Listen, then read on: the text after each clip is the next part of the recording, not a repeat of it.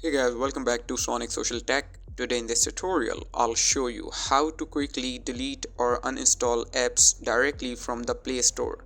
Let's get started.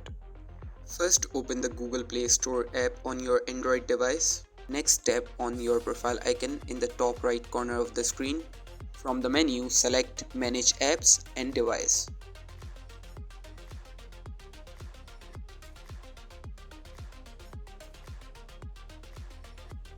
Tap on the Manage tab to view all your apps. Then click on this device.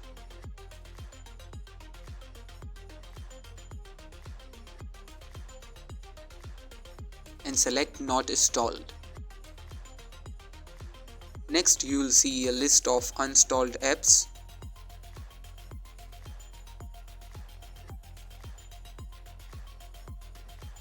Then on the apps details page, tap the Uninstall button and confirm your choice. That's all. If you find this video helpful, don't forget to like, subscribe and hit the notification bell for more tech tips. Thanks for watching and see you next time.